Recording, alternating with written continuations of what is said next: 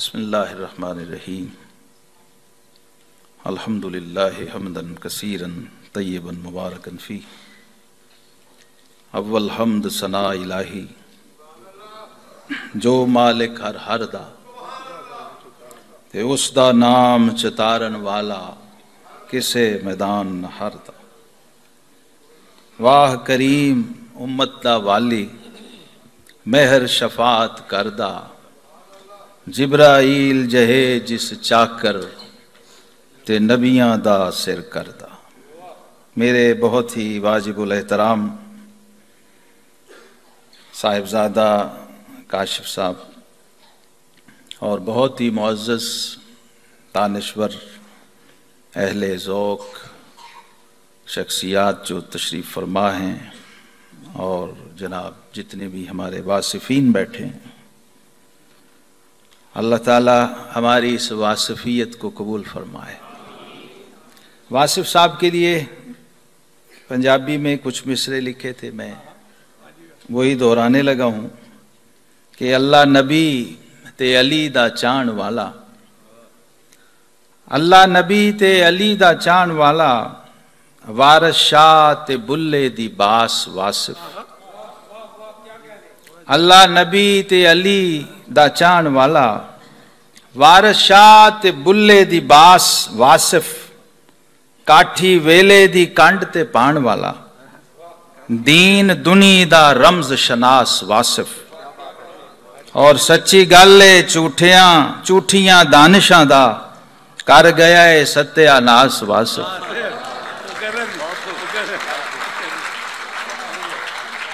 سچی گلے جھوٹیاں دانشاں دا کر گیا ہے ستیہ ناس واصف، اسیں پیراں فقیراں تو سنیا ہے بندہ رب دا ہویا ہے خاص واصف۔ ہم نے دیکھا تو نہیں ان کو براہ راست، ان کے پاس بیٹھے بھی نہیں، لیکن جب ان کی کتابیں مجھے ملیں تو اللہ کا فضل ہے کہ طالب علمی کی ایک برکت یہ ہوتی ہے کہ کتاب آپ کو کتاب والے کی مجلس میں پہنچا دیتی ہے۔ آپ چونکہ اس راہ میں سفر کرنے والے لوگ ہیں تو جانتے ہیں، حضرت ہمارے سلسلے کے ایک بزرگ ہیں خواجہ یوسف حمدانی رحمۃ اللہ تعالی علیہ، جب دنیا سے جا رہے تھے تو مرید پاس بیٹھے تھے، رو رہے تھے، تو پوچھا کیوں رو رہے ہو؟ ان کا حضور وصال اور فراق اور جدائی کی گھڑی آ گئی، تو آپ نے فرمایا جب بھی کبھی میری یاد ستائے تو میری کسی کتاب کو کھول کے 2 ورقے پڑھ لینا، میری مجلس میں پہنچ جاؤ گے۔ واصف صاحب نے جن بزرگوں سے استفادہ کیا اور فیض لیا تھا وہ ان کی شخصیت اور ان کی فکر سے چھلکتا ہے، ان کی کتابوں سے بھی چھلکتا ہے۔ جب میں نے ان کی پنجابی کتابیں دیکھی تھیں تو یہ اس کی ریفلیکشن تھی ایک طرح کی، جس کے یہ 2-4 مصرے میں نے عرض کیے ہیں۔ تو اللہ رب العالمین کا ہم پہ احسان ہے کہ اس نے جنہیں واصف بنایا ہمیں ان کا وصف شناس بنا دیا، اور میں سمجھتا ہوں کہ آج کی یہ ساری مجلس، اس میں ہم جتنے لوگ بھی شامل ہیں، ہم سب واصف تو نہیں ہیں لیکن واصف کے واصف ضرور ہیں، اور اسی پہ ہم مامور ہیں۔ ہمیں حکم یہی ہے کہ اپنے مرحومین کی خوبیوں کو بیان کرتے رہا کرو، جب وہ دنیا سے چلے جائیں تو بھی ان کی خوبیوں کو دہراتے رہو۔ اذکروا محاسن موتاکم وکفوا عن مساوئہم، اور جو ان کی خامیاں ہوں اس سے اپنی انکمنگ اور آؤٹ کمنگ دونوں کو بند کر لیو، آؤٹ گوئنگ دونوں کو بند کر لیو۔ یعنی رب کائنات نے جب بندے کا دفتر بند کر دیا تو تمہیں اجازت نہیں ہے کہ اسے کھول کے بیٹھ جاؤ۔ جب دنیا سے چلا جائے بندہ تو حکم شرع یہ ہے کہ اس کی خوبیوں کو دہراؤ۔ تو یہ جو ہم صوفیہ جس کو عرس کا ٹائٹل دیتے ہیں، اس کا بنیادی مقصد ہی یہی ہے کہ جو خوبیوں والا اور خیر والا دنیا سے چلا گیا ہے تم اس کی خوبیوں کو دہرا کے اور ان کے محاسن کا ذکر کر کے اپنے آپ کو واصفین میں شامل کر لو۔ وہ اگر اللہ کا واصف تھا، اس کے حبیب کا واصف تھا یا علی کا واصف تھا تو وہ اپنا کام کر گیا. اب تم اس پہ مامور ہو کہ جو اس کے اندر خوبیاں موجود تھیں ان کو تلاش کرو اور ان میں سے کسی ایک خوبی کا دامن بھی تھام لو تو تمہیں منزل نصیب ہو جائے گی. پھر واصف صاحب ان لوگوں میں سے ہیں جنہوں نے دنیا میں خیر تقسیم کی، خیر بانٹی، اچھائیاں بانٹی، آسانیاں بانٹی. اور اس آئینے میں بھی جب میں نے دیکھا تو میرے آقا رحمت کائنات امام الانبیاء والمرسلین صلی اللہ علیہ وسلم کے ایک فرمان کا وہ مجھے آئینہ نظر آئے، جس میں آقا کریم علیہ السلام نے فرمایا تھا کہ طوبی لمن جعلہ اللہ مفتاحا للخیر. اس شخص کے لیے بشارت و خوشخبری ہے جسے اللہ خیر کی کنجی بنا دے، ومغلاقا للشر، اور شر کا تالا بنا دے. خیر کی کنجی ہو، خیر کے رستے کھولنے والا اور بتانے والا ہو، اور شر کے لیے تالے کا لاک کا کام کرتا ہو. تو واصف صاحب نے بھی اپنی ساری زندگی خیر کی کنجی بن کے گزاری اور شر کا تالا بن کے رہے. اور اس کا ثبوت اور دلیل وہ لوگ ہیں جو ان کی مجلس میں بیٹھے ہیں، جن کا ان کے ساتھ تعلق رہا ہے. ان کے اندر بھی اس خیر کی خوشبو ہم سونگھ سکتے ہیں. تو اس مجلس کا بنیادی مقصد یہی ہے کہ اللہ کا وہ بندہ جس نے دنیا میں اپنے رب کو یاد کیا ہے، اب اللہ کا اس کے ساتھ وعدہ یہ ہے کہ تو نے مجھے یاد کیا ہے تو میں تجھے یاد کروں گا. تو میرا ذکر کرتا رہا تو میں تیرا ذکر کروں گا. تو دنیا میں ہوتا یہ ہے کہ انسان کوئی بھی ہو، بڑے سے بڑا جلیل القدر شخص بھی ہو، تو اس کی ایک لمٹ ہے، اس کی ایک حد ہے. آخر وہ اپنے وقت پہ دنیا سے رخصت ہو جاتا ہے. لیکن جس کا وہ ذاکر و واصف ہوتا ہے وہ حی و قیوم ہے، وہ ابدی دائمی اور سرمدی ہے، اور اس کی کوئی حد نہیں ہے. وہ لا متناہی اور لا محدود ہے. تو اب یہ محدود بندہ اپنا محدود ذکر کر کے دنیا سے رخصت ہو جاتا ہے، اور پھر وہ لا محدود اپنی شان کے مطابق اس کا جواب دیتا رہتا ہے، کبھی تقریر میں، کبھی تحریر میں، کبھی نظم میں، کبھی نثر میں. یہ بھی میں نے دیکھا ہے کہ جس اللہ کے بندے نے جتنے زاویوں سے اور جتنی ڈائمینشن سے رب کو یاد کیا ہے، اللہ تبارک و تعالی اسی طرح اس کا ذکر کرتا اور کرواتا ہے. ابھی جو ہم نے منقبت سنی ہے نور محمد جلال صاحب سے، اس طرح کے جو مناقب آپ سنتے ہیں بزرگوں کے، اس کے آئینے میں کبھی جھانک کے دیکھیں تو آپ کو نظر آئے گا کہ اس شخص نے اپنے رب کو ایک زبان سے یاد نہیں کیا. ایک زبان جو تھی وہ محدود تھی، اس کی حد تھی. اللہ نے اگر اس کو قلم کی زبان عطا کی تھی تو اسے بھی استعمال کرتا رہا. یہ قلم جو ہے، اس کو حدیث شریف میں القلم احد اللسانین کہا گیا ہے. جس شخص کے پاس قلم بھی چلنے والا ہو تو پھر اب اس کے پاس ایک زبان نہیں ہے بلکہ ایک اضافی زبان بھی ہے. اس کو بھی وہ اور بھی جتنے ذرائع ہیں، اگر اپنے رب کی، اپنے محبوب کی یاد کے لیے بندہ انہیں استعمال کرتا ہے تو اسی طرح سے رب اپنی شان کے لائق، اگر وہ نثر میں یاد کر رہا ہے تو اللہ نثر میں اس کا ذکر کرواتا ہے، نظم میں یاد کر رہا ہے تو نظم میں اس کا ذکر کرواتا ہے. اور یہ سلسلہ پھر اللہ کی شان کے مطابق چلتا ہے. جتنا جس طرح اس بندے نے اپنے رب کا ذکر کیا ہے، اللہ بھی، اور صرف کرتا نہیں ہے، اللہ ذکر کرواتا بھی ہے. یہ بھی نصوص شریعت سے ثابت ہے کہ اللہ تعالیٰ جب کسی کے ذکر کو قبول کر لے اور پسند فرما لے تو پھر خود ہی اس کا ذکر نہیں کرتا بلکہ ملائکہ سے، فرشتوں سے، آسمان والوں سے اور زمین والوں سے. اور حدیث کے الفاظ ہیں ثم یودع لہ القبول. ہم تو پبلسٹی، ایڈورٹائزمنٹ کے ذرائع استعمال کرتے ہیں اپنے آپ کو تھوڑا سا پروجیکٹ کرنے کے لیے یا اپنے آپ کو بہت زیادہ نمایاں کرنے کے لیے. لیکن اللہ کا قانون یہ ہے کہ اللہ اپنے بندوں کے فلیکس، اپنے محبوبوں کے فلیکس اپنی مخلوق کے دلوں میں چھاپ دیتا، ان کے لیے قبولیت مقرر کر دی جاتی ہے بارگاہ الہی میں، اور پھر اس کا اظہار ہوتا رہتا ہے اس بندے کے کمال اور مقام کے مطابق۔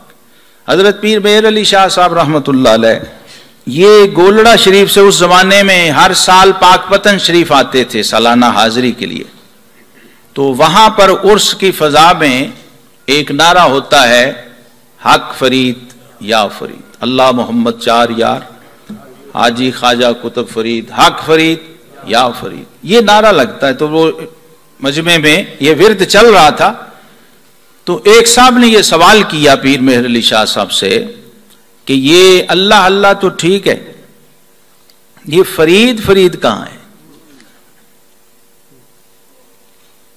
ذکر آپ کر رہے ہیں اللہ کا، بہت اچھی بات ہے، فرید فرید کے جو یا فرید کے نعرے لگ رہے ہیں یہ کہیں قرآن یا حدیث میں ہیں؟ تو پیر مہر علی شاہ صاحب آپ جانتے ہیں صرف پیر نہیں تھے، بہت بڑے صاحب تفسیر بھی تھے، اور علوم ظاہری و باطنی کا مجمع البحرین تھے۔ آپ نے فرمایا کہ مولانا آپ نے قرآن پڑھا ہے؟ کہا جی میں نے پڑھا بھی ہے اور پڑھایا بھی ہے، میں خود فلاں جامعہ کا محتمم ہوں، شیخ القرآن ہوں، ساری زندگی قرآن ہی پڑھایا۔ تو آپ نے فرمایا کہ قرآن میں ہے فاذکرونی اذکرکم؟ کہا جی بالکل ہے۔ تو فرمایا یہ بتائیے کہ فرید نے رب رب کی یا نہیں؟ کہا جی فرید نے ساری زندگی رب رب کی ہے۔ تو فرمایا اللہ کے بندے، فرید اپنا کام کر گیا، اب رب فرید اپنا کام کر رہا۔ تو ہم تو، اور ایک جملہ آپ نے آخر میں فرمایا کہ ہم تو ہر سال پاک پتن آتے ہی فاذکرونی اذکرکم کا منظر دیکھنے ہیں کہ فرید تو رب رب کر کے چلا گیا ہے، اب رب فرید فرید کیسے کرواتا۔ ہم یہ مناظر دیکھتے ہیں، یہ عرس بھی اسی کی ایک شکل ہے۔ اور دوسرا اس کا پہلو یہ تھا کہ جو لوگ آئیں، حضرت شیخ عبدالحق محدث دہلوی رحمۃ اللہ نے لکھا ہے، جب میں مکہ سے رخصت ہو رہا تھا ہندوستان آنے کے لیے تو اپنے مرشد سے میں نے پوچھا کہ مجھے یہ بتائیے کہ یہ ہر سال جو ہم عرس کرتے ہیں اس کا کیا فلسفہ ہے؟ تو انہوں نے فرمایا کہ اس کا فلسفہ یہ ہے کہ جس دن اللہ کا کوئی دوست اللہ سے واصل ہوتا ہے تو جو انوار و تجلیات اس وقت ظاہر ہوتے ہیں اس کے مرتبے اور مقام اور کمال کے مطابق، جتنا اور جیسا لنک اس کا اس روح کا اپنے رب سے ہوتا ہے، تو اس کے مطابق انوار اور تجلیات چھلکتے ہیں اس وصل کی گھڑی میں۔ اس لیے اس کو عرس کا ٹائٹل دیا گیا ہے، چونکہ اصل معاملہ وصل کا ہے۔ طالب مطلوب سے، محب محبوب سے واصل ہوتا ہے تو وہ خوشی کی بات ہوتی ہے۔ تو وہ جو انوار و تجلیات اس وقت ظاہر ہوتے ہیں جب سال میں دوبارہ وہ دن آتا ہے تو وہی تجلیاں پھر ریپیٹ ہو رہی ہوتی ہیں۔ تو جو اس کے چاہنے والے ہوتے ہیں، اس کے محبین ہوتے ہیں اور اس کے مریدین ہوتے ہیں، وہ آ کے اپنی جھولیاں پھیلا کے بیٹھ جاتے ہیں کہ شاید اس میں سے کوئی تجلی میری جھولی میں بھی پڑ جائے۔ یہ تو روحانی فلسفہ، اور ظاہری فلسفہ یہ تھا کہ اپنی تربیت کی جائے، ان کے افکار و نظریات کو سامنے رکھا جائے اور خود کو اس آئینے میں جھانک کے ذرا پیش کیا جائے اس آئینے کے سامنے۔ حضرت سید الطائفہ جناب سیدنا جنید بغدادی رحمہ اللہ سے جب یہ پوچھا گیا تھا کہ یہ ولیوں کی باتوں کا کیا فائدہ ہے، تو آپ نے قرآن کی آیت پڑھی تھی، اور صاحب کشف المحجوب چونکہ جنیدی المشرب ہیں، یہ باقی سلاسل بعد میں آئے ہیں، قادری، چشتی، سہروردی، نقشبندی، یہاں پر جو اسلام لے کر آیا ہے وہ دبستان جنیدیہ کا نمائندہ ہے، وہ شخص داتا گنج بخش علی حجویری۔ تو آپ فرماتے ہیں کہ ہمارے امام نے، جو اصل میں پوری امت کے صوفیاء کے امام ہیں، وہ فرماتے ہیں کہ علمنا ھذا مشید بالکتاب والسنہ، یہ جو ہمارا تصوف ہے اس کا پورے کا پورا نظام قرآن و سنت کے ساتھ بندھا ہوا ہے، نتھی ہے اور جوائنٹ ہے۔ اس لیے جب بھی آپ سے کوئی سوال ہوا تو آپ قرآن کی آیت سے جواب دیا کرتے تھے۔ تو آپ نے قرآن کی آیت پڑھی، سورہ ہود کی آیت پڑھی، وَكُلًّا نَقُصُّ عَلَيْكَ مِنْ أَنْبَاءِ الرُّسُلِ مَا نُثَبِّتُ بِهِ فُؤَادَكَ۔ فرمایا اللہ نے قرآن میں فرمایا کہ حبیب یہ جو ہم انبیاء سابقین کی باتیں اور قصے اور واقعات آپ کو سناتے ہیں، اس کا بھی کچھ مقصد ہے، اور وہ کیا ہے؟ تاکہ آپ کے قلب کو انرجی اور طاقت ملے، آپ کے باطن کو تقویت ملے۔ تو آپ نے پھر ایک جملہ فرمایا کہ حکایات المشائخ جند من جنود اللہ، فرمائے جو اللہ والوں کی باتیں ہیں یہ اصل میں اللہ کے لشکر ہوتے ہیں، اور جو اللہ کے بندے اس راہ میں گامزن ہوتے ہیں ان کی سپورٹ کرتے ہیں، ان کی معاونت کرتے ہیں۔ تو ہم ان بڑوں کا ذکر اس لیے کرتے ہیں تاکہ چھوٹوں کا تکبر ٹوٹ جائے، اور جو اپنے آپ کو کچھ سمجھ رہا ہے وہ جب ان کے آئینہ بندگی میں جھانکے تو وہ اپنی نفی کرنے میں اس کو آسانی ہو۔ ان کا تذکرہ کرنے کا ایک فائدہ فرمایا یہ بھی ہوتا ہے کہ ذکر الصالحین کفارہ، جہاں اللہ کے پیاروں کا، دوستوں کا ذکر ہو رہا ہوتا ہے، وہاں بیٹھنے والوں کے گناہ مٹ رہے ہوتے ہیں، ان کے گناہوں کا کفارہ ہو رہا ہوتا ہے، اور اللہ تبارک و تعالی کا وہ منشا اور وہ وعدہ جو اپنے ذاکروں سے وہ کرتا ہے، اس کی تکمیل کی ایک صورت پیدا ہو رہی ہوتی ہے۔ تو یہ عرس کی حقیقت اور اس کا فلسفہ اصل میں یہی ہے کہ ہم اللہ کے اس منشا اور اللہ کے اس وعدے کا ایک حصہ بن جائیں۔ یعنی اگر ہم اس کے ذاکر نہیں بن سکے تو اس کے مذکور کا ذکر کر کے اپنا حصہ حاصل کریں۔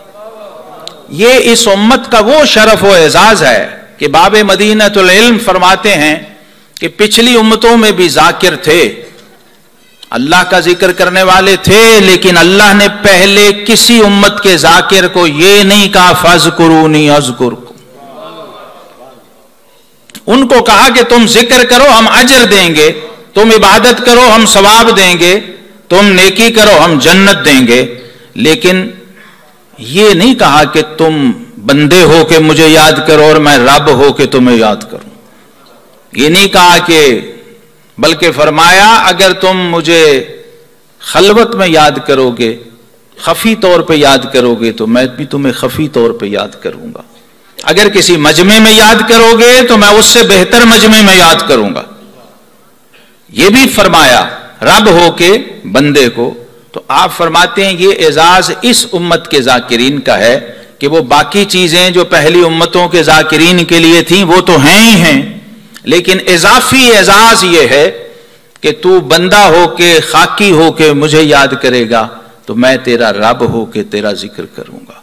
میں سمجھتا ہوں کہ بندے کو اگر یہ شرف اور یہ اعزاز مل جائے کہ وہ ساری زندگی جس کا ذکر کرتا رہا ایک دن اس کا مذکور ہو جائے، تو اس سے بڑا شرف و اعزاز کوئی ہو نہیں سکتا۔